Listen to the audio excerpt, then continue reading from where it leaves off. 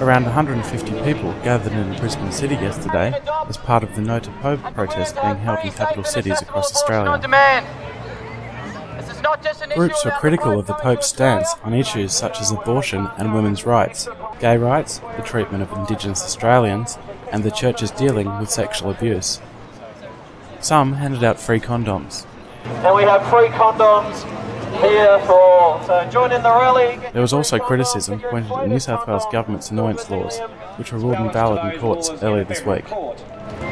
What the grounds on which those laws were successfully challenged demonstrates, in fact, the rather tenuous protections that we have for freedom of speech in this country. The Catholic Church's stance on abortion and the government abortion laws that mainly restrict women from free accessible abortion were raised by Emma Tavell. The Pro-Choice Action Collective completely reject the idea that women should feel, guilty, or that they should have a crisis of conscience over doing something like having an abortion. We think that the right to have an abortion is an absolutely fundamental one for people's lives.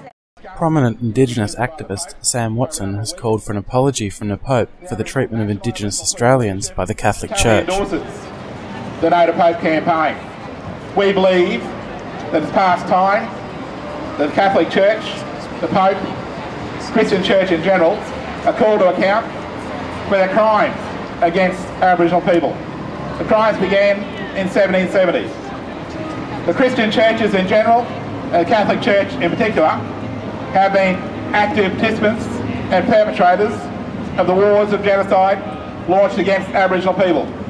At this point in time, we call on the Church and the Pope to offer an absolute and unqualified apology to tens of thousands of Aboriginal people who are victims of church neglect, abuse and theft.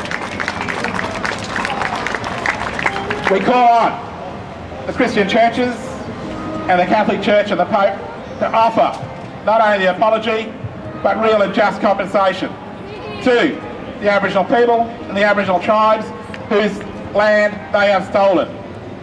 So we would ask Mr.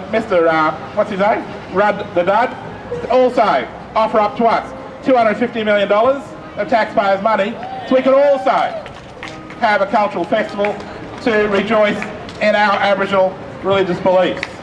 This genocidal war against Aboriginal people began with the killing of the bodies, but it's been carried through this day, through this attempt to destroy the culture, the spirit, the religion.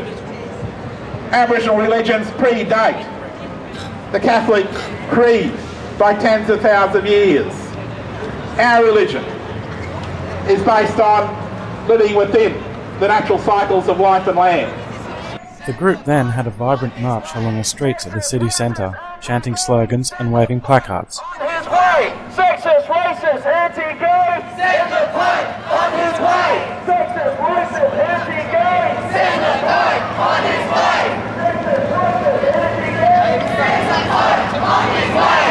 Sexist! Some watched on, and some even joined in.